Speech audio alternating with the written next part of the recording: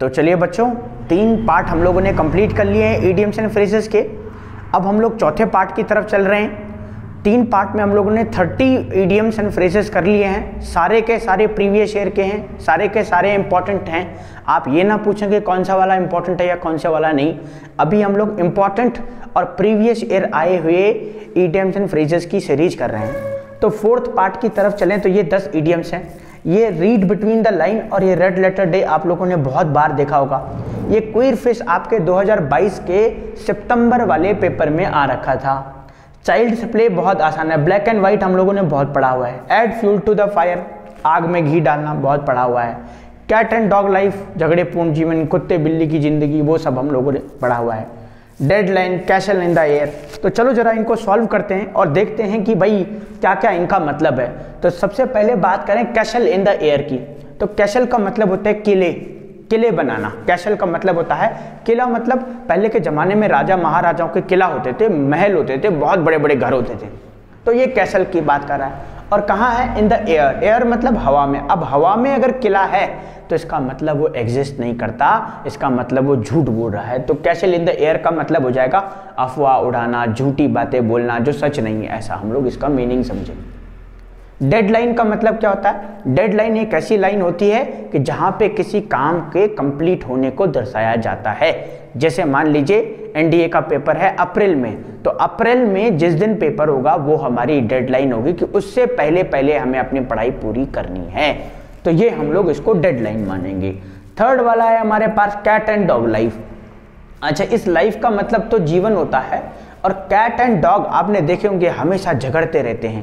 Cat इधर भागेगी, dog उसके पीछे भागेगा। तो कैट एंड डॉग लाइफ मतलब झगड़ालू जीवन। कई लोग इसको कहते हैं husband and wife's life. Husband और वाइफ की भी जो आपस में लड़ाई झगड़ा होता रहता है, उससे भी आप इसे रिलेट कर सकते हैं।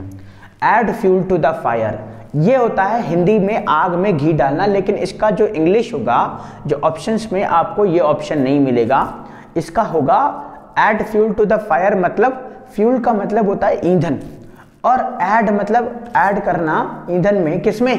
फायर में ऐड करना। तो कहीं पे आग है, उसमें आपने फ्यूल डाल दिया, इसका मतलब वो और ज़्यादा भड़केगी। तो इसका मतलब हुआ सिचुएशन को और ज़्यादा खराब करना। कुक एंड बुल स्टोरी हम लोगों ने बहुत सुना होगा। मनगढ़ंत कहानियाँ जैसे हमें सुनाई जाती थी। एक राजा था, एक रानी थी, ऐसा वो राजा उड़ता था, रानी जो है ऐसा वैसा करती थी। तो ये सब हमारे सामने क्या है? मनगढ़ंत कहानियाँ हैं। उसके बाद child's play.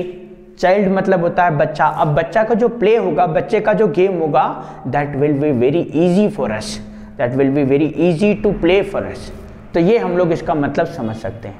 Next we have in black and white. अच्छा, ब्लैक एंड व्हाइट का मतलब तो हम लोग समझते हैं, लेकिन इन ब्लैक एंड व्हाइट का मतलब इडियम्स में आ जाता है इन रिटन। रिटन मतलब ऐसा कुछ भी चीज़ जो रिटन में है। एग्जाम्पल जैसे 2 दोस्त हैं। अब 2 दोस्त हैं तो मान लीजिए वो ड्रिंक कर रहे हैं। तो ड्रिंक करने के टाइम पे एक दोस्त ने बोल दिया कि यार तुम्हारे पास मैंने सुना है 2-2, 3-3 स्कूटी पड़ी हुई हैं। तो उसने बोल दिया कि जा भाई, एक स्कूटी तेरी। लेकिन वो कैसा बोला है? वो सिर्फ बोला है, अभी रिटन में नहीं दिया है। तो जब तक उसने रिटन में नहीं दिया तब तक वो स्कूटी उसकी नहीं हो सकती। नेक्स्ट कहता है रेड लेटर डे। ये तो बेटा ऐसा है जो बहुत बार हमारे एग्जाम में आ गया है। ऐसा डे जो बड़ा इंपॉर्टेंट है, हो सकता है जिस दिन आपका सिलेक्शन होगा, that will be the red letter day for you, है ना। जिस दिन आपका जो है सिलेक्शन होगा, जिस दिन आप बहुत बड़ा कुछ अचीव कर लेंगे, that day will be a red letter day for you. What is the meaning of queer fish? ये क्वीर फिश अभी 2022 के सितंबर 4 सितंबर को जो पेपर हुआ वो आ रखा था, उसमें क्वीर फिश। इसका मतलब होता है अ स्ट्रेंज पर्सन। पहला ही ऑप्शन था बिल्कुल, strange person. Read between the line का मतलब होता है लाइन के अंदर छुपे हुए मीनिंग को समझना। जैसे कि मान लीजिए मैंने बोला कि बेटा अगर आपने अपना एग्ज़ाम क्रैक नहीं किया तो आप बहुत स्ट्रगल करोगे अपनी लाइफ में। तो ये तो सिर्फ मैंने कहा है, लेकिन आप अपने लाइफ में पाओगे कि बहुत बड़ी दिक्कतें आती हैं लाइफ में, उनको फेस करना पड़ता है, फिर जाकर के आगे बढ़ेंगे आप। तो ये उसके मीनिंग का मतलब है। तो चलिए जरा, आई होप कि आप लोगों को थोड़ा बहुत आइडिया हुआ होगा। अब इनके मीनिंग लिखते हैं, तो आप मेरे साथ जो है बताएं जरा आंसर क्या है। पहले वाले का होगा कैसल इन द एयर, मतलब टू से फॉल्स थिंग्स, झूठी बातें कहना या ऐसी चीज़ें कहना जो रियल नहीं है, ऑथेंटिक नहीं है। What is the meaning of deadline? Deadline means, और आप कह सकते हैं लिमिटेशन, और टू फिक्स द लिमिट भी आप कह सकते हैं। मान लीजिए आपको 20 तारीख तक कुछ काम करना है, तो ये जो 20 तारीख है ये डेडलाइन है आपके लिए। कैट एंड डॉग का लाइफ का मतलब होता है डिस्प्यूटेबल लाइफ। डिस्प्यूटेबल मतलब झगड़ालू जीवन, ऐसा लाइफ जहां पे लड़ाई झगड़ा चलता रहता है। Add fuel to the fire, बड़ा इंपॉर्टेंट है, बिल्कुल आप आसानी से याद कर सकते हैं। Make the situation worse, make the situation verse.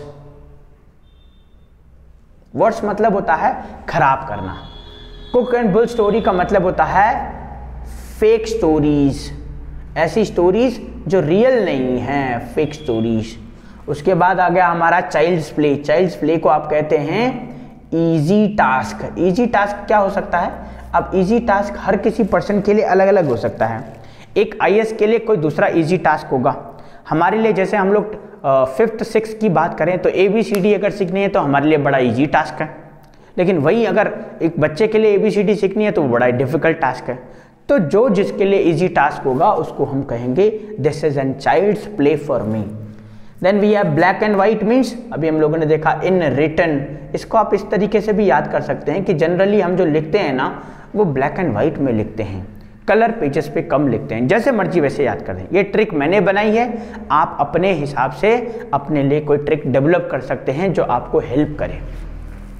Next है हमारे पास red letter day means an important day, an important day, ये हो गया red letter day. Then we have queer fish, ये अभी आया था हमारे एग्जाम में।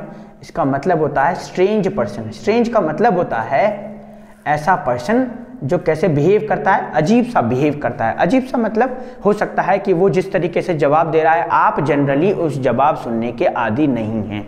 हो सकता है कि वो जिस तरीके से खाना खा रहा है आपने जनरली इस तरीके से कभी खाना नहीं खाया और ना ही किसी को देखा है।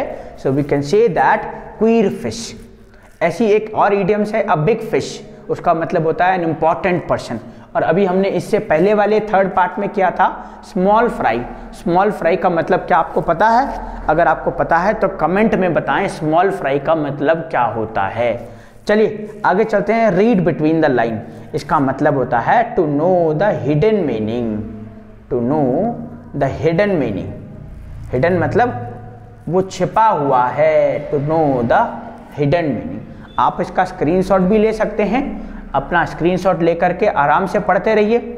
चाहे आप किसी भी एग्जाम की तैयारी कर रहे हो, ऐसा नहीं कि ये सिर्फ किसी एक पर्टिकुलर एग्जाम को लेकर के फोकस है। हाँ, ये सारे हर एक एग्जाम के लिए इंपॉर्टेंट है, हर एक एग्जाम के लिए। आप ये नहीं कह सकते कि जो 4th वाला है ना ये एयरफोर्स में आएगा, ये NDA में नहीं आएगा, या फिर ये जो 10th वाला है ये SSC में आया है या CDS में नहीं आएगा। नहीं, ऐसा नहीं है। ये आपको जरूर कहीं ना कहीं आपको काम जरूर आएंगे। और NDA में जैसे आप जानते हैं कि आपके पास लिमिटेड अटेम्प्ट होते हैं। मान लीजिए आप NDA नहीं कर पाए तो आप उसके अलावा कुछ और भी कर सकते हैं, लेकिन ये पढ़ा हुआ जरूर आपके काम आएगा। तो चलिए बच्चों, हम लोगों ने 4 सीरीज कर ली हैं। 4 सीरीज करने का मतलब 40 ईडियम्स हम लोगों ने कंप्लीट कर लिए हैं। नेक्स्ट हम लोग अगली वीडियो में मिलेंगे 10 और ईडियम्स के साथ। आज के लिए हम लोग इतना ही रखते हैं। Thank you so much.